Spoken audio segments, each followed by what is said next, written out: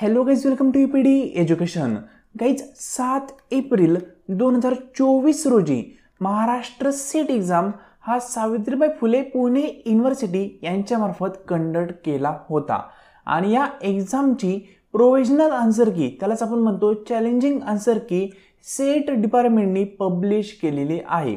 तर गाईज या answer कीनुसार paper first जो सर्वांसाठी कॉमन आहे, या पेपर फर्स्टचे त्यांनी कुठले आन्सर प्रोव्हाइड केलेले आहे त्याचं ॲनालिसिस आपण आजच्या लेसनमध्ये करणार आहोत.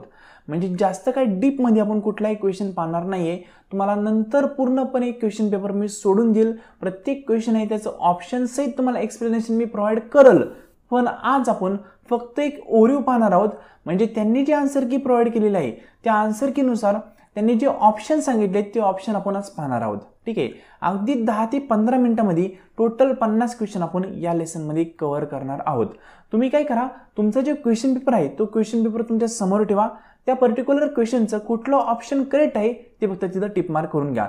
त्यानुसार तुम्हाला तुमचा स्कोर किती होतोय हे कळेल आणि स्कोर कळल्यानंतर मागील वर्षीचा कट ऑफ किती होता ते पाहायचं आणि त्यानुसार आत्ताचा स्कोर तुमचा आणि मागील वर्षीचा कट ऑफ यांचं तुम्ही एक कंपॅरिझन करायचं. त्यानुसार तुम्हाला कळेल की आपण क्वालिफाय होऊ शकतो का नाही. म्हणजे मागील वर्षीचा कट ऑफ इतका जर तुमचा या वर्षीचा कट ऑफ जात असेल 1 ते 2% मागं पुढे होत असेल तर तुमचे चान्सेस क्वालिफाय व्हायचे जास्त आहेत. पण मागील वर्षी कट ऑफ आहे फॉर एक्झाम्पल एखाद्या कॅटेगरीचा 50% आणि तुम्हाला पडता येतं 40%, तर त्या ठिकाणी तुमचे क्वालिफाय होण्याचे चान्सेस 0% आहे. ठीक आहे, म्हणजे थोडक्यामध्ये आत्ताच्या आन्सर कीनुसार तुम्हाला 99% एक अंदाजा लावता येऊ शकतो की तुम्ही क्वालिफाय होणार आहात की नाही. क्वालिफाय होणार नसताल तर लगेचच अभ्यास सुरू करणं गरजेचं आहे. आणि जर कट ऑफच्या जवळ तुम्ही जात असाल मागील वर्षीच्या तर डेफिनेटली तुम्ही क्वालिफाय होऊ शकता. कारण या आन्सर कीमध्ये आणि फायनल आन्सर कीमध्ये थोडा फरक निर्माण होत असतो.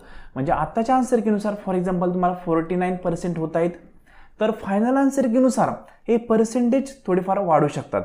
ठीक आहे, म्हणजे 99% विद्यार्थ्यांचे पर्सेंटेज फायनल आन्सर कीमध्ये थोडेफार वाढलेले असतात. खूप जास्त नाही, 1 ते 2% तुमचे इन्क्रीज होऊ शकतात. त्याचं रिझन सांगतो. काही क्वेश्चनला चॅलेंज होईल, ते क्वेश्चन आन्सर कीमध्ये 9 येतील. मग त्या विद्यार्थ्यांना 9 आन्सर कीवाले क्वेश्चनवाल्यांना सर्वांना इक्वली मार्क ते डिस्ट्रीब्यूट केले जातात. म्हणजे असे काही तुमचे जर 2-3 क्वेश्चन झाले तर त्या ठिकाणी तुमचे 1-2% इन्क्रीज होऊ शकतात. गॅरंटी नाही होतीलच, पण होऊ शकतात. ठीक आहे, एक पॉझिटिव्ह चान्स असतो की आत्ताच्या कट ऑफनुसार किंवा आत्ता जे तुमचं कट ऑफ येतंय त्यापेक्षा 1-2% तुम्ही जास्त कन्सिडर करू शकता फायनल आन्सर कीसाठी. ठीक आहे, तर आज आपण जी आन्सर की दिलेली त्या आन्सर कीचा एक ओरिओ पाहणार आहोत. फक्त कुठला क्वेश्चन आणि त्या क्वेश्चनचं कुठलं ऑप्शन करेक्ट आहे ते फक्त पाहणार आहोत. ठीक आहे, जास्त काय ॲनालिसिस करणार नाहीये. तर गाईज आजचं लेसन सुरू करण्याआधी तुम्ही या चॅनलवर फर्स्ट टाइम असाल तर नेट, सेट आणि पेट या तीनही एक्झामच्या अपडेटसाठी या चॅनलला सबस्क्राईब करू शकता किंवा या चॅनलची एक टेलिग्राम चॅनल आहे, त्याची लिंक तुम्हाला डिस्क्रिप्शन बॉक्समध्ये दिलेली आहे, त्यालाही जॉईन करू शकता. तिथेही तुम्हाला नेट, सेट आणि पेट या तीनही एक्झामबद्दल अपडेट्स कळवले जातात. आणि आणखी एक छोटीशी इन्फॉर्मेशन, NTUDC नेट असेल किंवा MET सेट एक्झाम असेल, या दोन्ही एक्झामला कव्हर करणारा पूर्णपणे डिटेल कोर्स पेपर फर्स्टसाठी आपण लॉन्च करीत आहोत. त्याची इन्फॉर्मेशन तुम्हाला हवी असेल तर आपल्या व्हॉट्सअप नंबरला मेसेज करू शकता. व्हॉट्सअप नंबर आहे 9011 36 20 82. यावर मेसेज केल्यानंतर तुम्हाला कोर्स संदर्भात माहिती प्रोव्हाइड केली जाईल. तर गाईज हे पहा, अशा प्रकारे तुम्हाला सर्व आन्सर कीज त्यांनी प्रोव्हाइड केलेले आहेत. आपण काय करणार आहोत, या आन्सर कीमधील म्हणजे फॉर एक्झाम्पल 1 नंबरचा क्वेश्चन आहे तो क्वेश्चन कुठला आहे आणि त्याचं ऑप्शन कुठलं करेक्ट आहे हे पाहणार आहोत. डीपमध्ये ॲनालिसिस करणार नाहीये. ही आत्ताची पेपर फर्स्टची आन्सर की आहे सेट एची. तुमचा सेट बी असेल तर फक्त क्वेश्चन मागपुढं झालेले असतील, सेट सी असेल तरी पण क्वेश्चन मागपुढे झालेले असतील, क्वेश्चन सेट डीला पण सेम तशी कंडिशन असेल. तुमचा कुठलाही सेट असो फरक पडत नाही, तुम्हाला आन्सर कीचे जे ऑप्शन आहेत ते सेम असतात. म्हणजे इथं 42 नंबरचा क्वेश्चन आहे ते फक्त इथं 3 नंबरला असेल, 4 नंबरला असेल, असा सिक्वेन्स असतो. आता ही आन्सर कीमधील एक पॉईंट महत्त्वाचा आहे, तो म्हणजे सर्वात शेवटी त्यांनी मेन्शन केलेला आहे. हे पहा सर्वात शेवटी. तर हा पॉईंट काय म्हणतो ते एक्सप्लेन करतो थोडक्यात आणि त्यानंतर आपण आन्सर की पाहूया. तर या ठिकाणी म्हणले पहा 9 जर एखाद्या ऑप्शन ठिकाणी आला, म्हणजे फॉर एक्झाम्पल 36 नंबरचा क्वेश्चन आहे, इथं 9 आले. ठीक आहे, तर ज्यावेळेस 9 हा ऑप्शन त्या ठिकाणी अवेलेबल असतो त्या ठिकाणी कुठलाहीच ऑप्शन त्यांनी दिलेला करेक्ट नसतो, सर्वांना त्याचे इक्वली मार्क डिस्ट्रीब्यूट केले जातात. तो क्वेश्चनच रॉंग असतो, तो बाद केला जातो, हे लक्षात ठेवा. म्हणजे एखाद्या क्वेश्चन समोर तुम्हाला 9 जर दिसलं तर तो क्वेश्चन बाद झालेला आहे असं लक्षात ठेवा. तुम्ही तो फक्त अटेम्प्ट केला असेल ना तर तुम्हाला त्याचे मार्क भेटणार आहे. सिंपल फ्रीचे मार्क असतात ते. त्यानंतर ज्या ठिकाणी स्मॉल ए पा म्हणजे एखादा फॉर एक्झाम्पल 32 नंबरचा क्वेश्चन आहे, त्याच्या ऑप्शनमध्ये इथं बी नाही स्मॉल ए असं आहे, ठीक आहे. तर त्याचा अर्थ काय होतो ते लक्षात घ्या. तर ज्या ठिकाणी स्मॉल ए आहे ना त्या ठिकाणी ए आणि बी असे 2 ऑप्शन करेक्ट असतात. म्हणजे पहा एक क्वेश्चन आहे फॉर एक्झाम्पल 32 नंबरचा, ठीक आहे. त्याला ऑप्शन कोणते आहेत? ए, बी, सी आणि डी. हे ऑप्शन त्याला 4 आहेत. मग ते 4 ऑप्शन आहे, तुमचा कुठला तरी एकच ऑप्शन करेक्ट पाहिजे. पण काही वेळेस काय होतं माहिती का, 2 ऑप्शन करेक्ट असतात. मग तुम्हाला आन्सर कीमध्ये ते काय देतील, फॉर एक्झाम्पल इथं स्मॉल ए देतील. तर आन्सर कीमध्ये जर एखाद्या क्वेश्चन समोर स्मॉल ए दिसला तर त्याचा अर्थ घ्यायचा की ऑप्शन ए पण करेक्ट आहे आणि ऑप्शन बी पण करेक्ट आहे. म्हणजे एखाद्या विद्यार्थ्यांनी ऑप्शन ए दिला असेल तरी पण त्याचा आन्सर करेक्ट असणार आहे. एखाद्या विद्यार्थ्यांनी त्या क्वेश्चनचा ऑप्शन बी दिला असेल तरी पण त्याचा आन्सर करेक्ट असणार आहे. म्हणजे ए आणि बी ज्या विद्यार्थ्यांनी निवडले ना किंवा दोन्हीपैकी एक कुठलंही निवडलंय त्या विद्यार्थ्यांचा आन्सर त्या ठिकाणी करेक्ट कन्सिडर केलं जाणार आहे, ठीक आहे. असं त्याचा अर्थ होतो. त्यानंतर पुढे पण दिले पहा स्मॉल बी. स्मॉल बीचा अर्थ काय होतोय? ए आणि सी. म्हणजे ज्या क्वेश्चन समोर स्मॉल बी आहे, कॅपिटल बी नाही बरं का, स्मॉल बी, तर त्या बीचा अर्थ असा होतो की त्या विद्यार्थ्यांचं ए आणि सी हे 2 ऑप्शन करेक्ट आहे. म्हणजे इथे तुम्ही ऑप्शन ए निवडला असेल तरी पण तुम्हाला मार्क भेटणार आहे, तुम्ही ऑप्शन सी निवडला असेल तरी पण तुम्हाला मार्क भेटणार आहे, ठीक आहे. स्मॉल बीचा अर्थ तो होतो. त्यानंतर सी पा स्मॉल सी, ठीक आहे. म्हणजे एखाद्या ऑप्शन समोर स्मॉल सी असेल, कॅपिटल सी नाही स्मॉल सी, तर त्या ठिकाणी ए आणि डी हे ऑप्शन करेक्ट असतं. म्हणजे 4 पैकी फक्त ए आणि डी हे ऑप्शन करेक्ट असणार आहे. मग तुम्ही ए निवडा किंवा डी निवडा, तुम्हाला ते आन्सर करेक्ट कन्सिडर केलं जाणार आहे. एखाद्या ठिकाणी स्मॉल डी असेल तर त्या ठिकाणी ए बी सी हे 3ही ऑप्शन करेक्ट असतात, ठीक आहे. म्हणजे एखाद्या विद्यार्थ्याने ए निवडला असेल तरी पण त्या पर्टिक्युलर क्वेश्चनचं आन्सर त्याचं करेक्ट असणार आहे. एखाद्या विद्यार्थ्याने त्या ठिकाणी बी निवडला असेल तरी पण त्या पर्टिक्युलर क्वेश्चनचं आन्सर त्याचं राईट असणार आहे. एखाद्याने सी निवडला असेल तरी पण ते राईट असणार आहे. पण एखाद्याने डी निवडला असेल तर त्या विद्यार्थ्याला त्याचे मार्क भेटणार नाही. बाकी 3ही ऑप्शनवाल्याला त्या विद्यार्थ्याला मार्क भेटतील जर आन्सर कीमध्ये त्या पर्टिक्युलर क्वेश्चन समोर डी आलं तर. पुढे पहा स्मॉल ई. स्मॉल ईचा अर्थ काय होतो? ज्यांनी ए आणि बी निवडले आणि डी निवडले त्यांना त्याचे मार्क भेटणार आहे. ए बी डी ज्यांनी निवडले ना त्यांना स्मॉल ईचे मार्क भेटणार आहे. म्हणजे फॉर एक्झाम्पल हा 40 नंबरचा क्वेश्चन आहे, त्याच्या इथं ऑप्शनला आलं स्मॉल ई, ठीक आहे. तर तुम्ही इथं ए निवडला असेल तरी पण तुम्हाला मार्क भेटणार आहे, तुम्ही बी निवडला असेल तरी पण तुम्हाला मार्क भेटणार आहे, तुम्ही डी निवडला असेल तरी पण तुम्हाला मार्क भेटणार आहे जर त्या पर्टिक्युलर क्वेश्चन समोर स्मॉल ई असेल तर. जर स्मॉल एफ असेल तर ए सी डी वाल्यांना मार्क भेटतात, ठीक आहे. जर स्मॉल जी असेल तर ए बी सी आणि डी या सर्वांना मार्क भेटतात. म्हणजे जर स्मॉल जी असेल तर 4ही ऑप्शन करेक्ट असतात, तुम्ही कुठलाही ऑप्शन निवडला असेल तर तुम्हाला मार्क भेटणार आहे.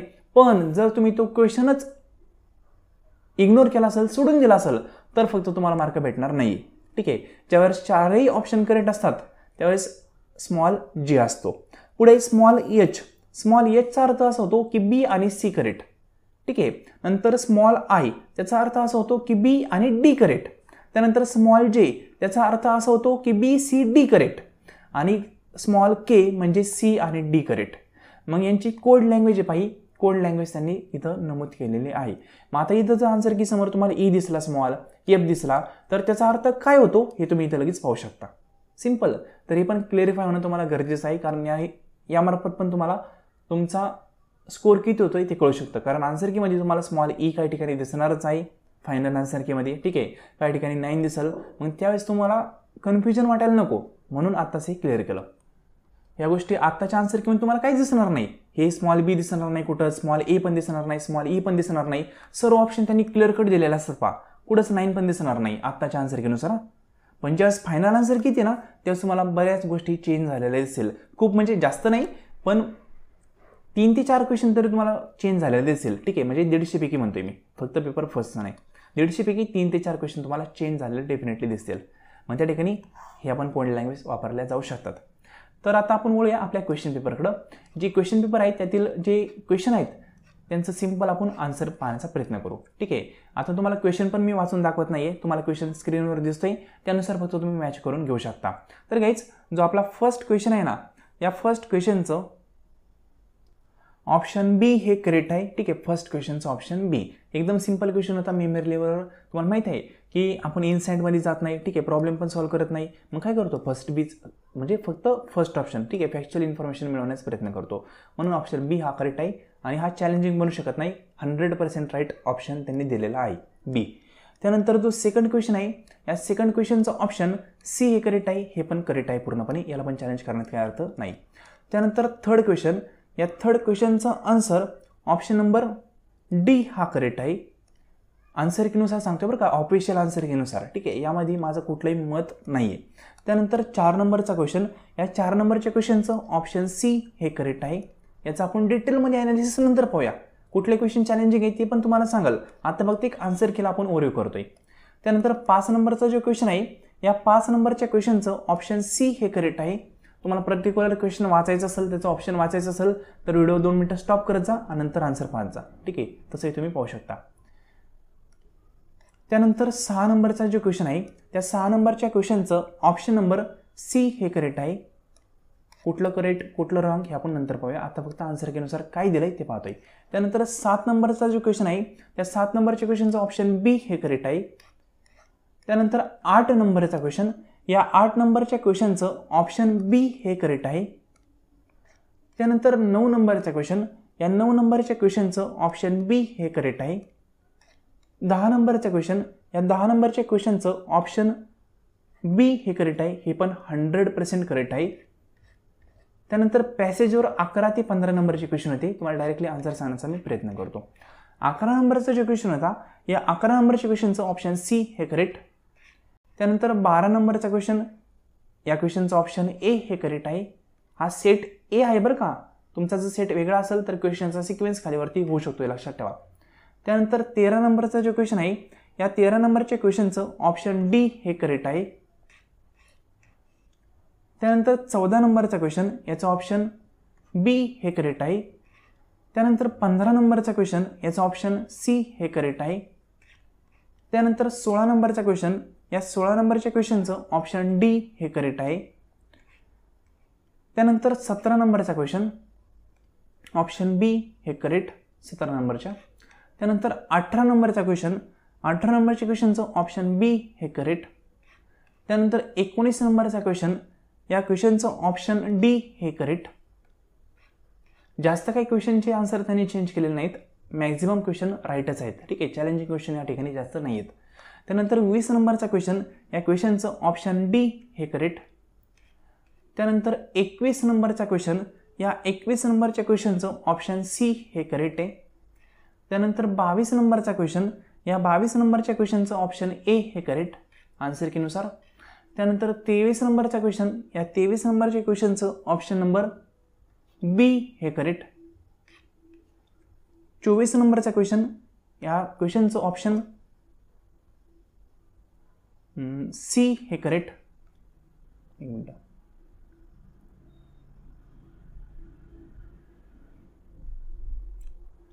ठीक आहे. आन्सर कीनुसार ऑप्शन सी हे करेक्ट आहे.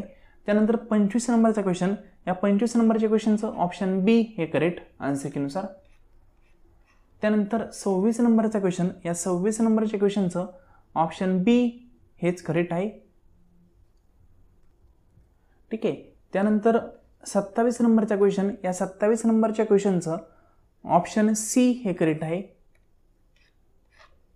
त्यानंतर 28 नंबरचा क्वेश्चन, या क्वेश्चनचं ऑप्शन डी हे करेक्ट आहे. त्यानंतर 29 नंबरचा क्वेश्चन, या क्वेश्चनचं ऑप्शन ए हे करेक्ट. त्यानंतर 30 नंबरचा क्वेश्चन, या क्वेश्चनचं ऑप्शन बी हे करेक्ट. त्यानंतर 31 DI बेस क्वेश्चन होती. ठीक आहे. क्वेश्चन तुम्हाला पूर्णपणे मी सोडून देखील दाखवलेले आहेत. 31 नंबरचा जो क्वेश्चन आहे, या क्वेश्चनचं ऑप्शन बी हे करेक्ट त्यांनी प्रोव्हाइड केलेलं आहे. त्यानंतर 32 नंबरचा क्वेश्चन, या 32 नंबरच्या क्वेश्चनचं ऑप्शन नंबर बी हे करेक्ट. त्यानंतर 33 आणि 34 हे पण DI बेस क्वेश्चन होते. 33 नंबरचा क्वेश्चन जो आहे त्याचं ऑप्शन सी हे करेक्ट आहे.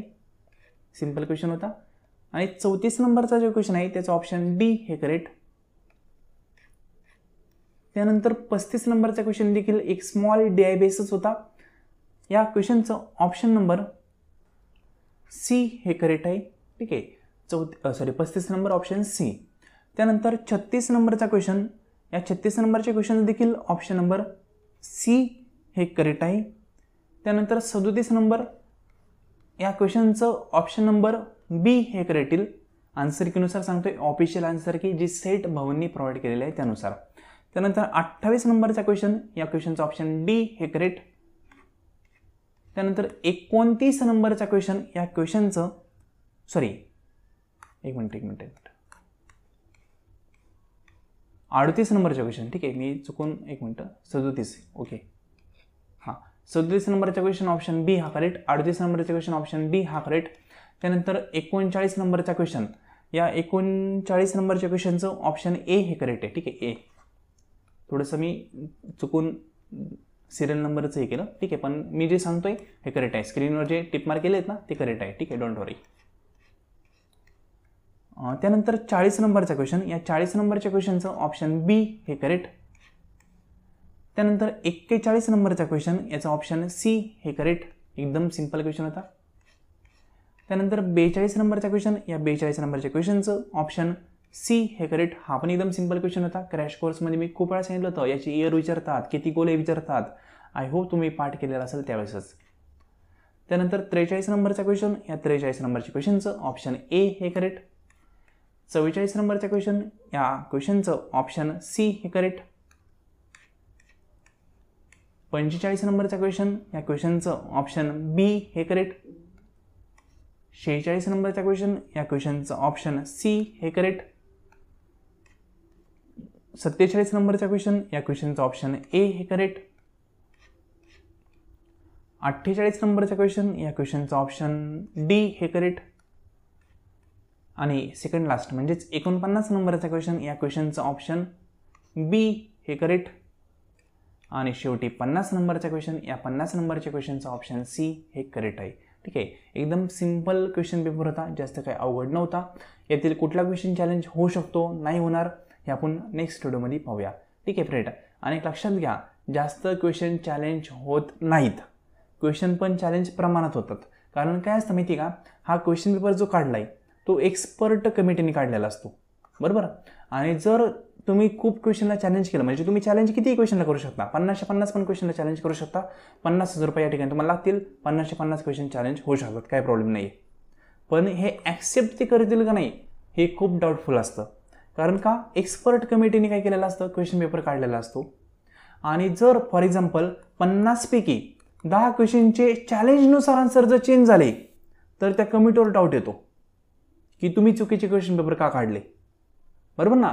मग खूप साऱ्या क्वेश्चनचे आन्सर चेंज होत नाही.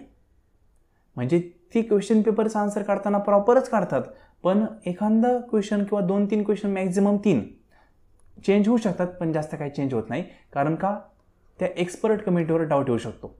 ठीक आहे, तुम्ही आन्सर कसे चुकीचे दिले, मग तुमचा काय अभ्यास, बरोबर ना. म्हणजे असं होऊ शकतं. आणि ते चॅलेंज ॲक्सेप्ट करणारे, त्याच्यावर वर्किंग करणारे हेच लोक असतात.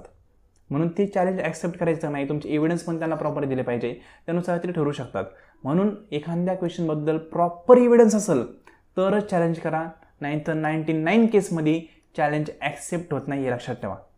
ठीक आहे, म्हणजे खूपच चॅलेंजिंग क्वेश्चन असेल तर चॅलेंज होतं, ॲक्सेप्ट होऊ शकतं, नाही तर पैसे वाया जातील. 1,000 रुपये ही रक्कम मोठी आहे, खूप छोटी पण नाही आहे. ठीक आहे, म्हणजे सांगायचं एक तात्पर्य असंच आहे, कोणी आपल्या चुका लवकर मान्य करीत नाही. ठीक आहे, थोडक्यात सांगायचं तर गाईज, या क्वेश्चन पेपरमधले कुठले क्वेश्चन चॅलेंजिंग होऊ शकतात ते तुम्हाला मी पुढच्या व्हिडिओमध्ये सांगेल. आणि या क्वेश्चन पेपरनुसार तुमचा स्कोअर किती होतोय. ठीक आहे, म्हणजे पेपर फर्स्ट आणि पेपर सेकंड असे दोन्ही पेपरमध्ये तुमचा स्कोअर पहा. जर स्कोअर मागच्या कटऑफपेक्षा जास्त होत असेल तर तुमचे सिलेक्ट होण्याचे चान्सेस 99% आहेत. आणि मागच्या कटऑफपेक्षा कमी असेल तर त्या ठिकाणी तुम्हाला प्रोबॅबिलिटी थोडीशी कमी असते. म्हणजे मागचा कट ऑफ फॉर एक्झाम्पल सांगितलं ना 50%चा आहे आणि यावर्षी तुम्हाला 49 पडत आहेत.